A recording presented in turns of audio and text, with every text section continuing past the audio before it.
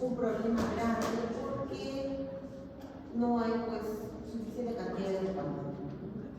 Entonces, y vimos que a este sistema iban a estar asociados pues obviamente fármacos que lo que iban a hacer es mejorar este problema, que es la escasez de dopamina. O por otro lado también vamos a decir la disminución de esta dopamina y también la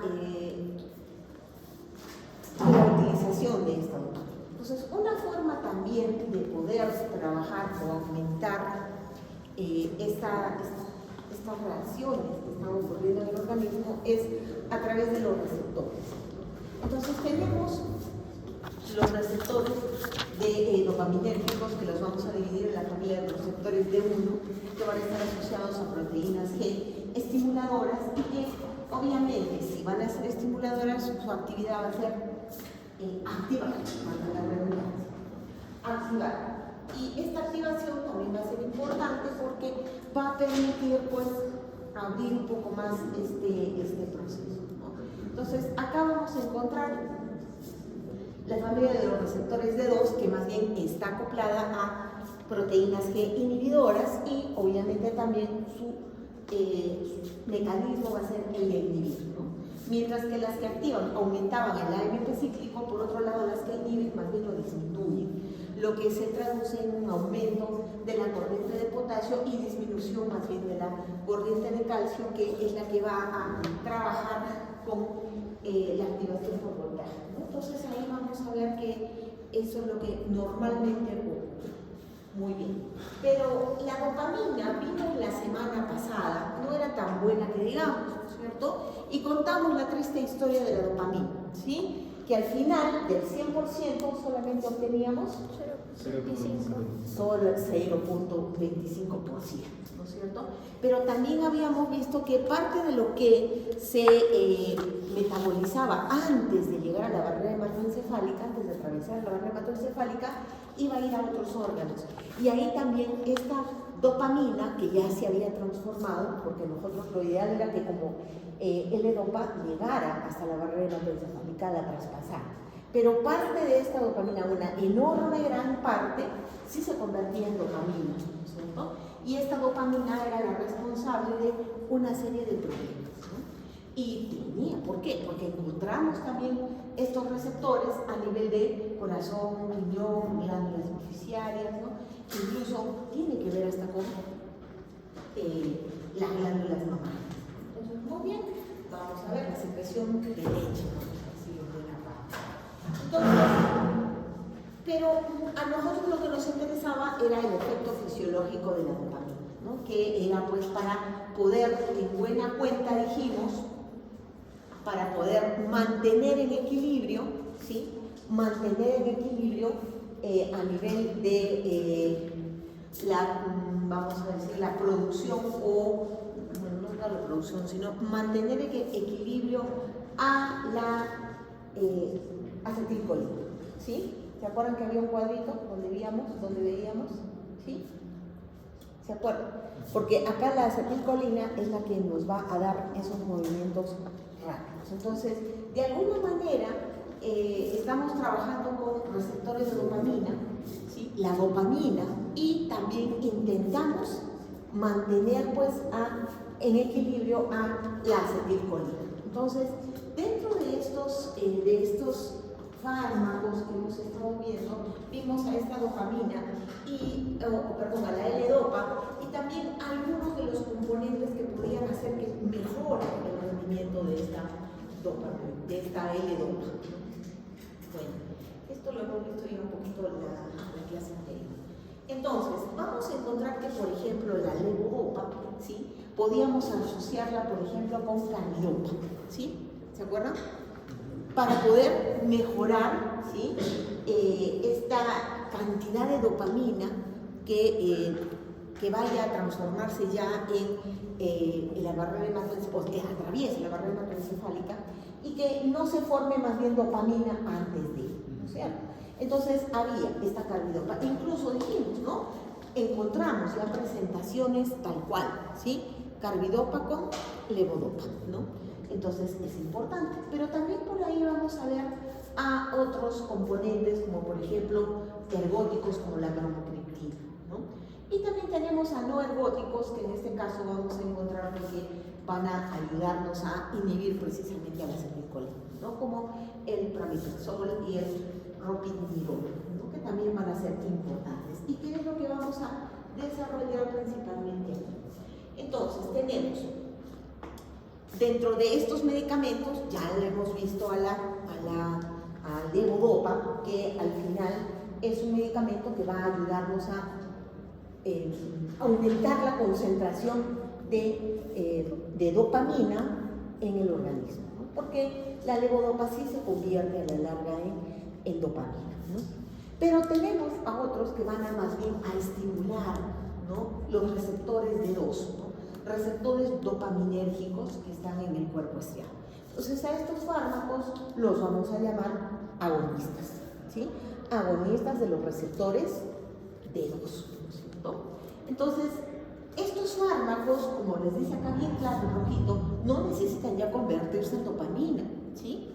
Porque ellos van a trabajar como tal sobre el receptor, ¿no? Van a ir directo al receptor en el cuerpo estriado y lo van a estimular, como si fueran dopamina. Por eso son agonistas, ¿no es cierto?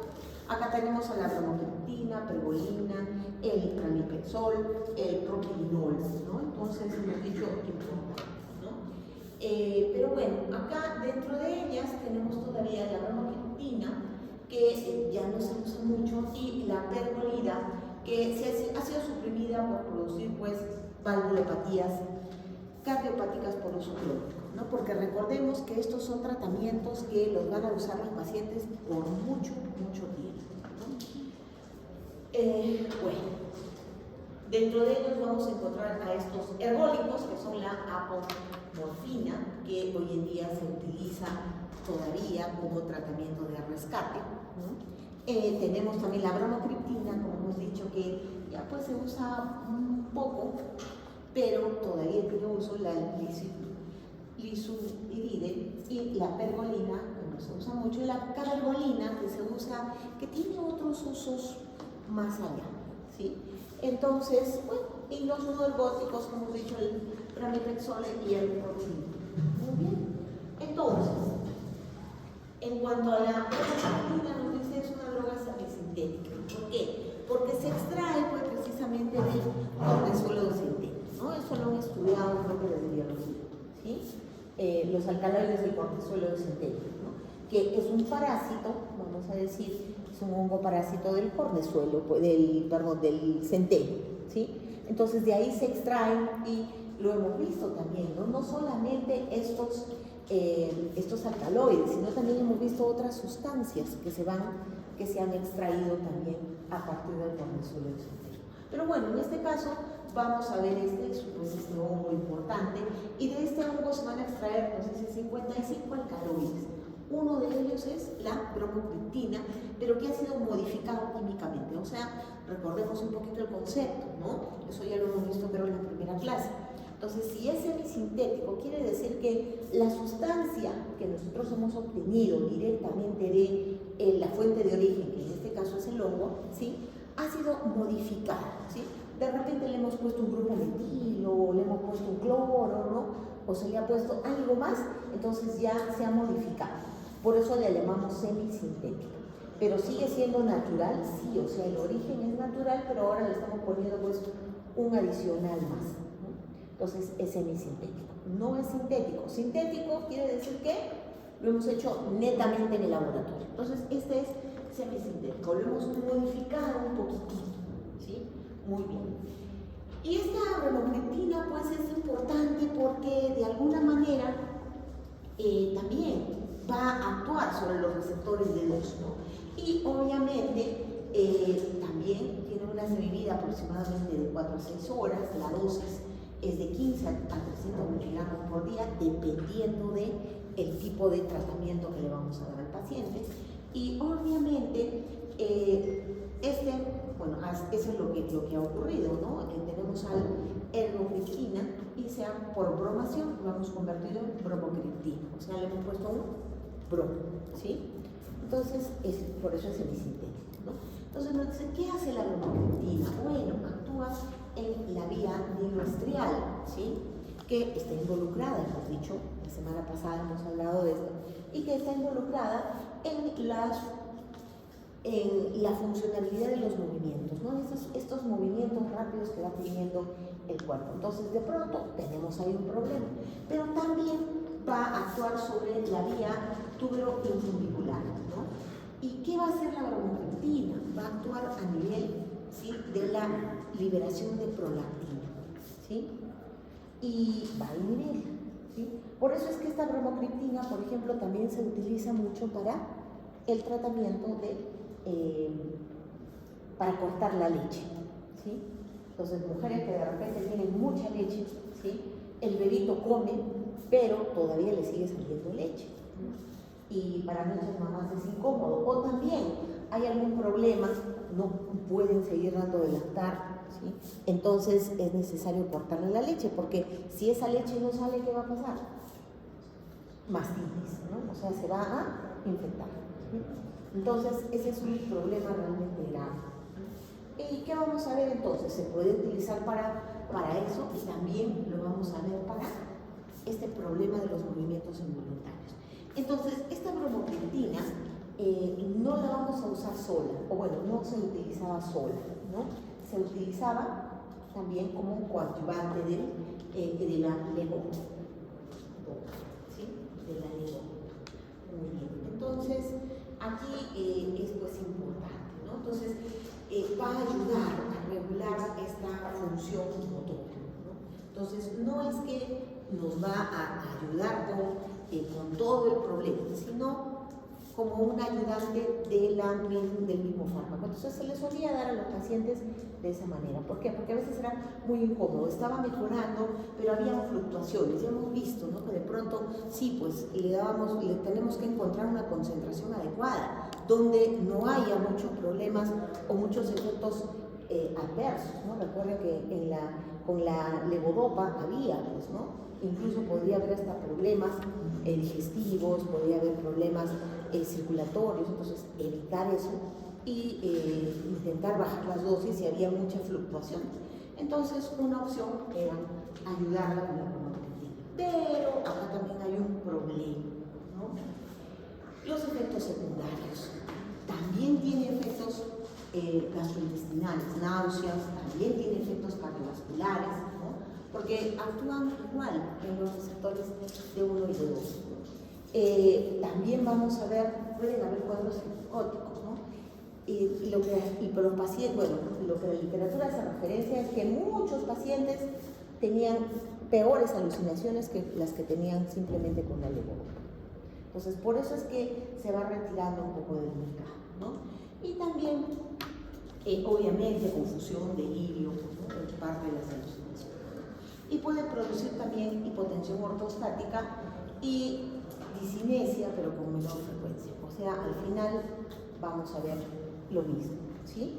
Porque una de las razones por las cuales la semana pasada también dijimos, ¿no?, hay que darle la levodopa lo más lejos posible. O sea, primero ir tratando con cosas más simples, ¿no?, selegitina, por ejemplo, y después ya más avanzado la levodopa. ¿Por qué? Porque a la larga, como el paciente lo tiene que tomar de por vida, vamos a tener estos problemas de disinesia, ¿no? Entonces, eso es lo que se intenta evitar, ¿no?, que llegue al paciente con esos problemas de disinesia, porque eso sí es muy difícil de tratar. Entonces, muy bien, pero acá hay un problema muy grave también, ¿sí? La producción, o bueno, la asociación, vamos a decir, de la bromocriptina con el desarrollo de la fibrosis pulmonar. Entonces, hay una relación directa, ¿sí?, en la que sí se ha visto que a la larga, como estamos diciendo, son por mucho tiempo que se le da al paciente, va a generar fibrosis pulmonar, ¿no? Y esa es la principal razón por la cual también se le empieza a retirar, ¿sí? Entonces, acá tenemos este problema principal, ¿no? Entonces, también, obviamente, se puede ir dando repente hasta estabilizar las otras dosis, ¿no? Pero siempre tener en cuenta pacientes psiquiátricos, porque si ya de por sí ellos ya tienen alucinaciones con esto, vamos a aumentar pacientes cardíacos porque van a producir problemas cardíacos y úlcera péptida porque va a producir también problemas a ese nivel. Otra es la mantadina, ¿sí? Que también, ¿no? Nos dicen también se usa para tratar en condiciones similares, ¿no? A lo que hemos visto también anteriormente, pero esta mantadina ya la vamos a ver, me parece que en el próximo semestre, porque esta mantadina la vamos a utilizar como antimicrobiano. Entonces, no es un medicamento específico y único para el Parkinson.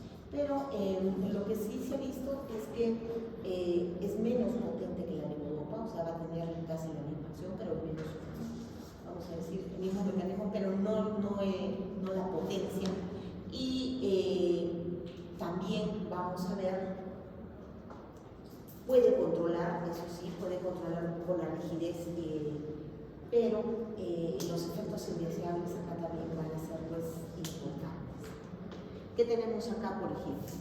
Tenemos a nivel nervioso central, entonces inquietud, depresión, ¿no? Entonces también acá es otro problema bastante grave, fuerte, vamos a decir. ¿Qué más vamos a encontrar acá? Irritabilidad, insomnio, alucinaciones y psicosis. Obviamente también regresamos a lo mismo.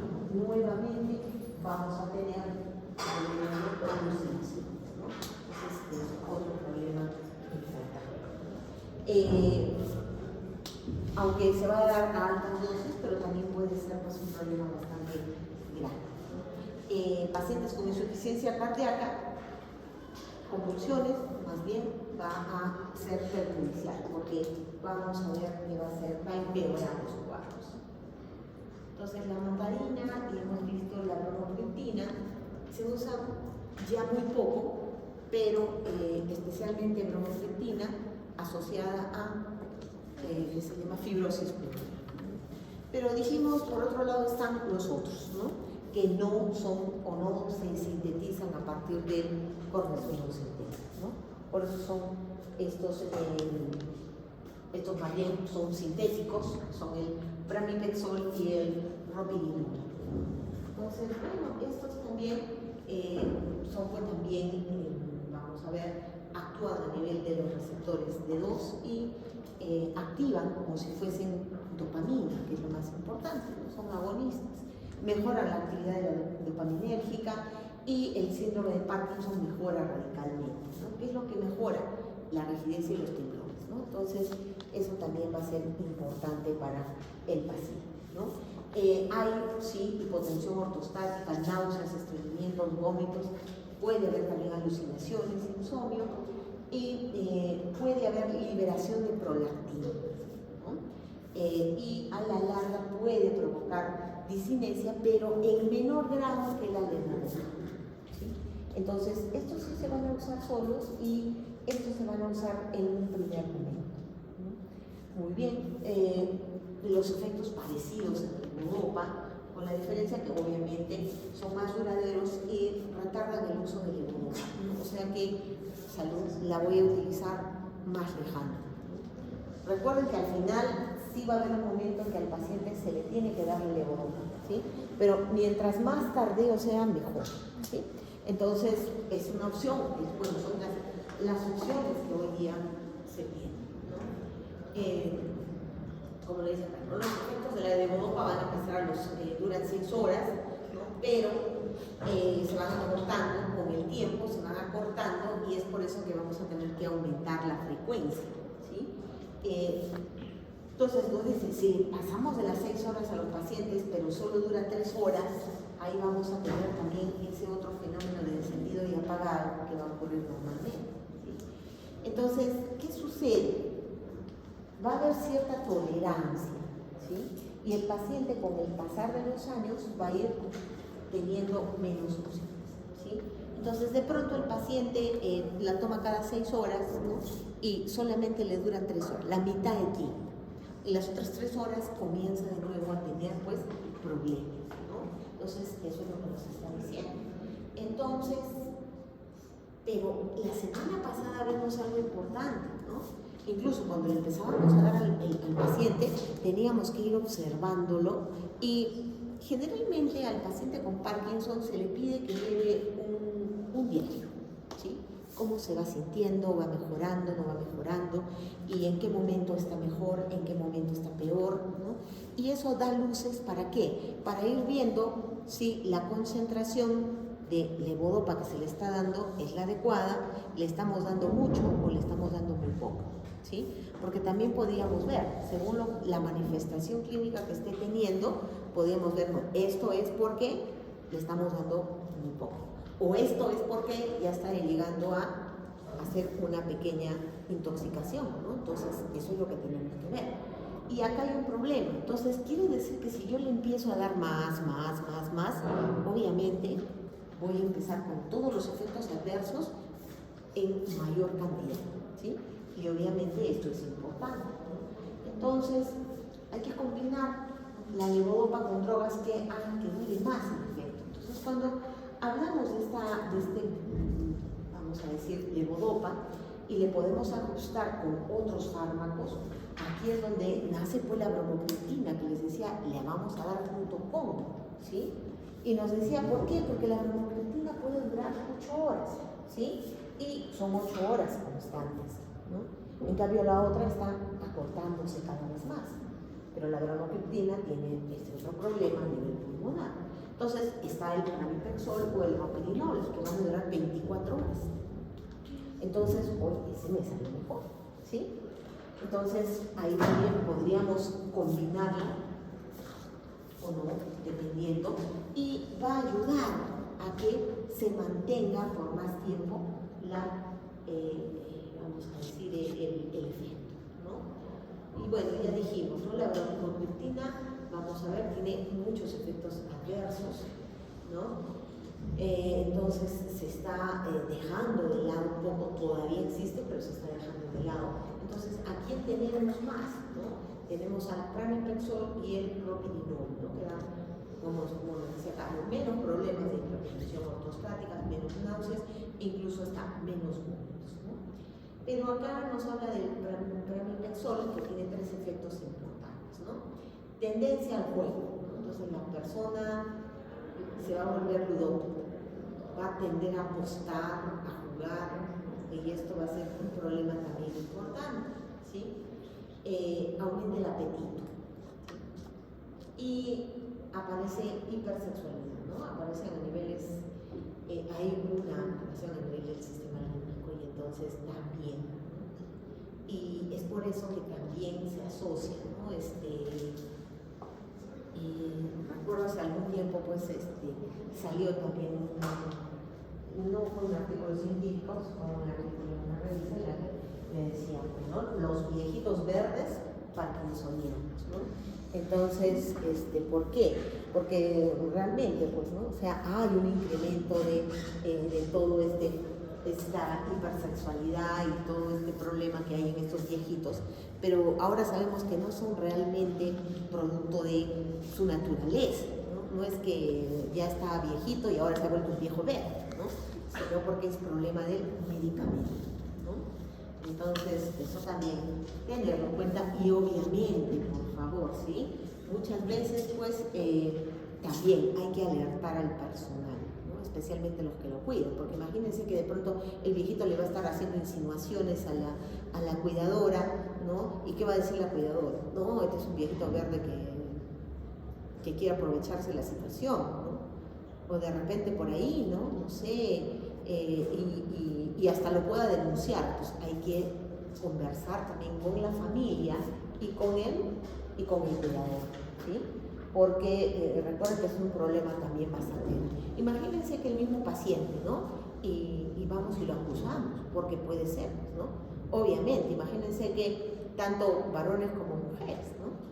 Que de repente por ahí le da un palmazo, le insinúa cosas, o lo toquetea, ¿qué va a pasar? ¿Qué vamos a decir nosotros? Viejito verde, ¿no? Ahora sí voy y lo denuncio a la policía, ¿no? Entonces, pero si ya me avisaron a mí, mira, por si acaso está tomando un medicamento que genera este problema, ¿sí? Entonces ya podemos manejarlo un poquito más, ¿no? obviamente voy a guardar mi distancia, ya sé que tiene un problema, ¿sí? Porque imagínense todavía, tiene todo este problema de la enfermedad y que todavía vaya y lo denuncie, ¿cómo va a estar ese paciente? Si ya de por sí es depresible con esto, más depresión, ¿sí? Y ese también es un factor sumamente negativo para el paciente y para el mismo tratamiento. Ok, entonces, ¿no? ¿Cuáles van a ser las indicaciones de los estimuladores directos del receptor, ¿no? O en este caso estos agonistas, ¿no? Vamos a ver, ante el síndrome de Parkinson puede haber hiperprolactinemia, o sea, puede haber, ¿no? Para eso también se usaba la bromocriptina, ¿sí? Para que por un lado inhiba la secreción que se está generando y por otro lado también ayudaba, ¿no? Pero vamos a ver, reduce la liberación, pero se ha visto porque esta hiperprolactinemia no cesaba tanto con el uso de la prolactina. Había como... Bueno, acá tienen... Bueno, usted lo ve bien, yo no lo veo bien. ¿Sí? ¿Sí lo lee? ¿Sí lee? Sí.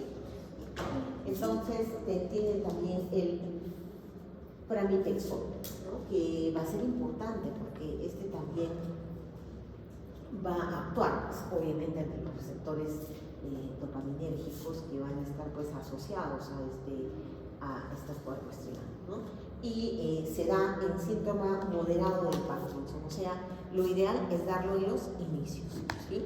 Los inicios. Entonces sí, va a funcionar, pero nos dice siempre va a haber problemas como por ejemplo producir alucinaciones, confusión, ¿no? Y puede causar náuseas e hipotensión ortostática. Entonces, recuerden siempre, ¿sí? Paciente que va a ser de Parkinson, que va a tener medicación, siempre tenemos que decirle, ¿no? Que nos escriba, aparte que eso también lo ayuda a enfocarse, ¿sí? Que nos haga un diario. ¿Para qué? Para reportar qué cosa tiene, qué mejoras está teniendo o está empeorando o qué nuevas cosas están pasando que puedan pues, tener algún problema, ¿no? También vamos a ver las contraindicaciones. La principal es si es que tiene hipersensibilidad, si está haciendo alergia al medicamento, entonces no se puede subir. ¿Y qué interacciones?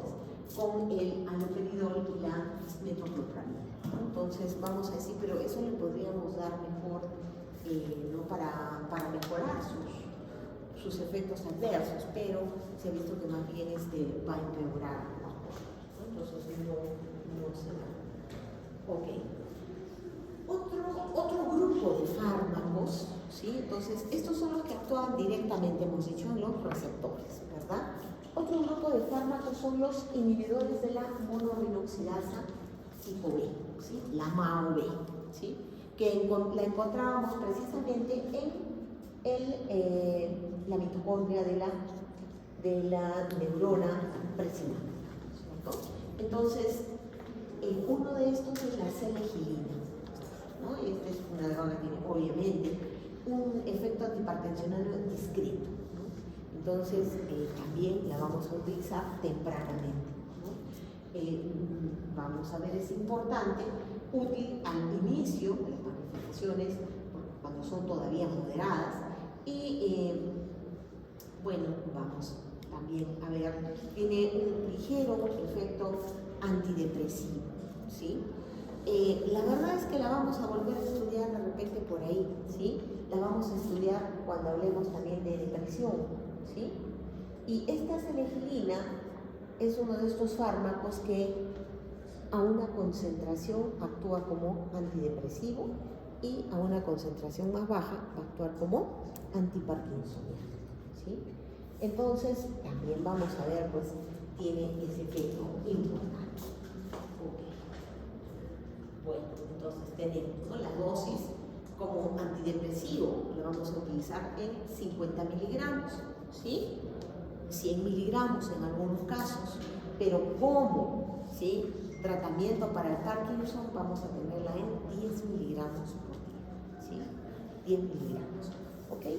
Y actúa pues como inhibidor de la MAO-B, esta enzima dijimos que se iba a encargar de degradar a la dopamina. ¿Sí? ¿En dónde? En el interior de la célula, porque se encontraba a nivel de la mitocondria, ¿no? Entonces, estamos, ¿no? Esta la MAO-B va a encargarse de degradar catecolaminas en sí. Esa la hemos visto también ya cuando hemos hablado de las catecolaminas a nivel de la mitocondria, ¿no?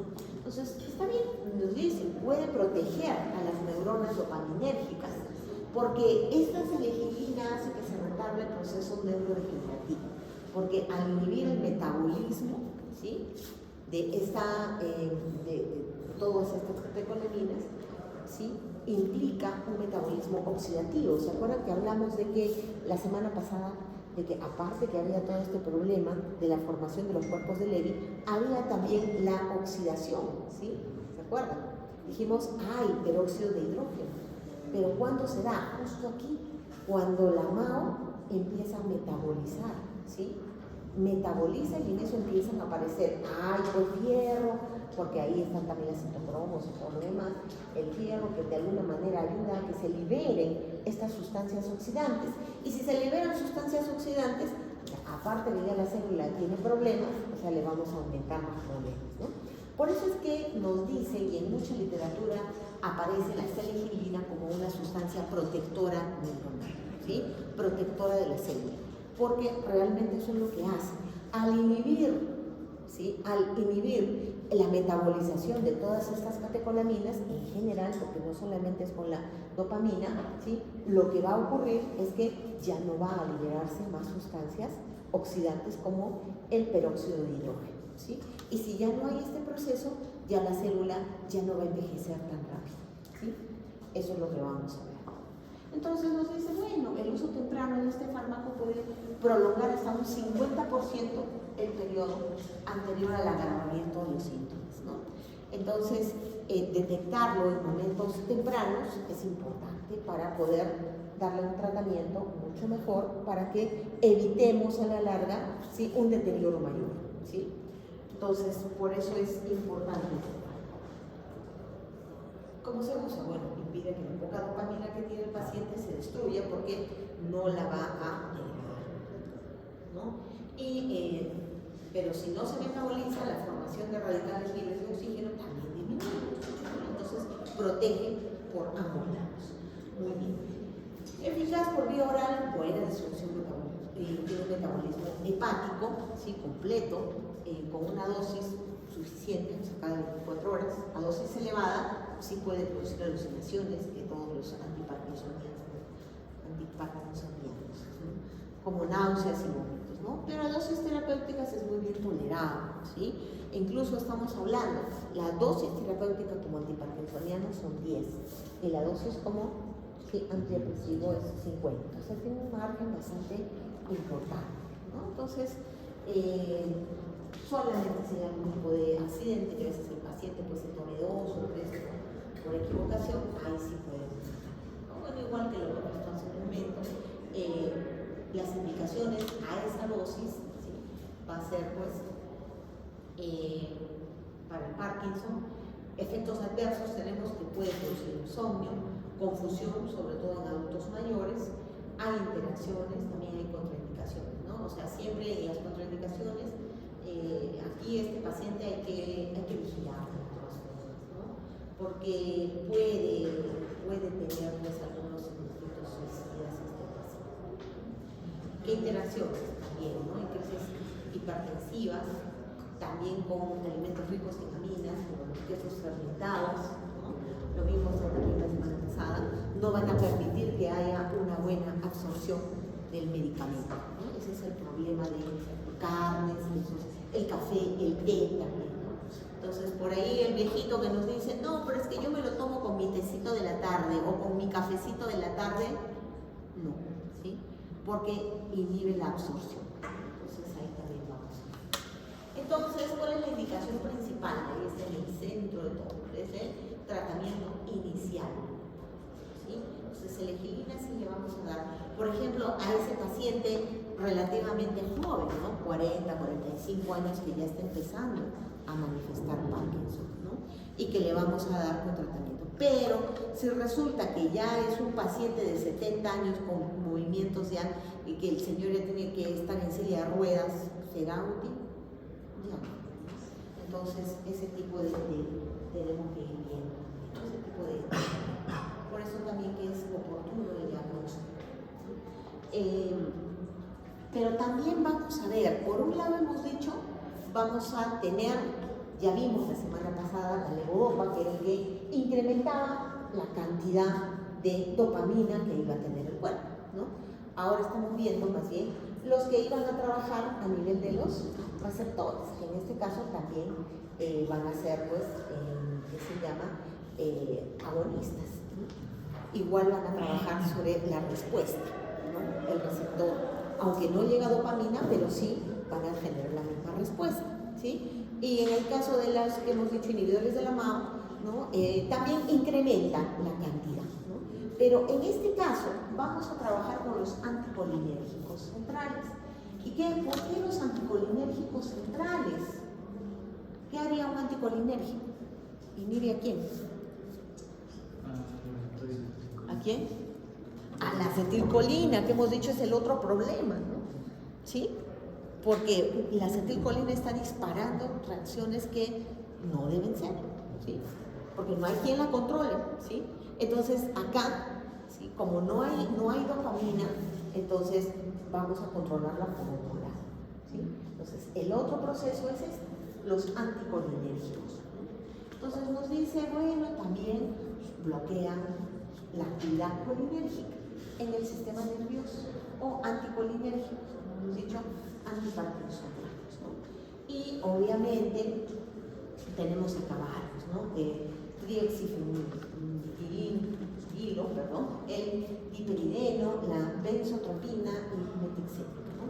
Y lo que hace es evitar los efectos colaterales de la acetilcolina, ¿no? Acá abajito está bien claro, ¿no? Eso es lo que hace, va a controlarla, en otras palabras, ¿no es cierto? Entonces vamos a ver también estos drogas.